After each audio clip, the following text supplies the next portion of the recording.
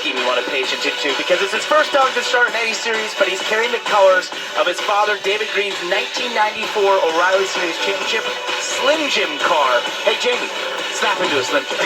It doesn't say Slim Jim, but when you look at the car, that's all you can see. You can't help but see it. Let's hear from our pit reporters before we go green. Leading us off, Kim Kuhn. What's happening, Kim? Well, Sheldon, Chevy's on row 2 as well. It's going to be a fun afternoon. At the track, too tough to tame. Green flag in the air. We are racing at Darlington. Green. All rolling. Very similar to what we saw last night. Yeah, Kyle Larson was able to get hooked up. It's almost like if you're on the outside, you want to choose third. Be on the inside. We'll see if Bell can rebound on the outside with that momentum. And as we go later in the race, one of the things you'll see that outside line do is they'll start to push that inside lane down as they get in that restart zone, trying to get us just a little bit of grip as Justin Allgaier shoots the inside of Carson Quapple down into 3 and using that apron line as low as you can go.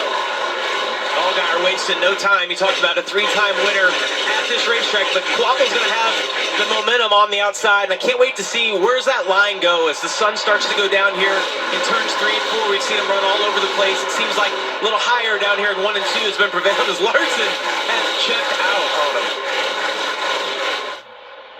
Battle for position here. Brandon Jones, that fluorescent number 20. 99, Parker Retzloff qualified the top 5. The 9 is Ross Chastain. He was second in the truck race last night. Quite a gaggle here. RCR teammates are involved. Riding on board here with Jesse Love, the reigning champ. You see Ross Chastain in the 9. He pinched a lot of guys off in the Truck Series race last night. It ended up working out for him, but you see him being super aggressive again, trying to get moved up in line. And the big winner in that was Austin Hill, who had shot to that Foley bottoming below the white line apron as Corey Takett's real sideways out of 2 right there. And he just let all those cars sort of get compacted up above in the normal racing line and said, thank you all, I'll see you later. Hey, look who's coming right behind him. A driver that really needs something good to happen. 24, Harrison Burton, coming off his best run of the year. That's the good news. Bad news is it was the 17th. They have higher expectations. And up in front of him, another young Toyota driver, William Sawalich, in the 18 is 8th. Is Sam Mayer wrestles 4th away from Justin Allgaier. And if you think back to 1 week ago, Mayer might have had the dominant car at Las Vegas. Ended up having a fuel pump issue, but Sam, if you think about Homestead, how good he is, right, doing exactly what he's doing, running right against the fence. He's a driver that is extremely comfortable at pushing that car right to the edge, right against the wall. And he seems to have a knack for tracks also where there's high tire wear. For whatever reason, he just does a great job of that, understanding how to treat the tires. So look at Austin Hill here now in the preferred place you want to be. If he gets really sideways, oh my goodness. Oh, that's not how you want to hit the wall either, with the right front hitting that way. Well, and it slapped. He hit with the right rear, and then the right front kind of slapped against the wall. See if we can get some radio communication. If his steering wheel is off, that'll be the first sign that he has inside of the car if there's any damage. Yeah, you can see the body is definitely pushed in a little bit on the right front now, but I don't see any rubs. Can't tell yet. We were up against the wall. All right, we're getting pictures. Spotter and crew chief communicate and see exactly what's going on. You see Williams going to be in the orange and white 18 right inside of Austin Hill here. This is going through 1 and 2. Austin gasses it up, clears him, gets a little loose right here, and then once you get out of the black, you're just along for the ride at that point. It's so fast, Parker. It is, and what's weird is I was going to say that he's in the preferred lane in that scenario where you want to be that outside car, but you don't want to cut down like that, and it pushed. You see where it just pushed the air on his left rear. We know how vulnerable these O'Reilly Series cars are to that sort of aero movement.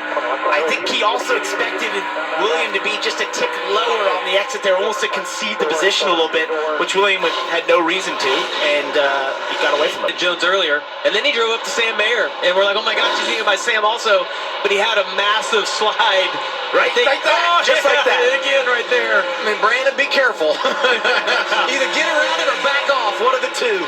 Well, and the reason we point out that slide is for all the reasons we love this place, how it abuses tires. You see how loose that car is now.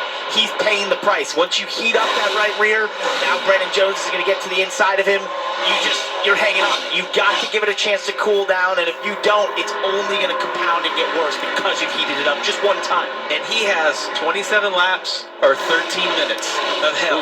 Now he's going to have to pay from sliding that car, and it's going to be a long time. It'd be interesting to see how much Brandon Jones can actually get away from him now by maybe managing those tires. We talked about the number one keys to the race. Got to manage that pace at the beginning. Make a note of it. 27 laps to go on the stage. He was 5th.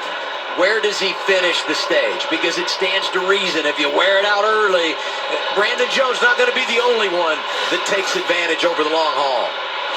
39, Ryan Sieg racing the 8 of Sammy Smith.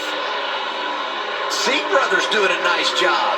Yeah, you see Kyle Sieg right there in the 28 behind. He's had a couple of good weekends. Both those guys able to manage running a little bit lower line.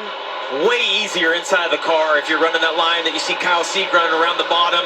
Kind of a more traditional type line around the track versus running right up against the wall where we heard Carson Koppel really having to manage the throttle.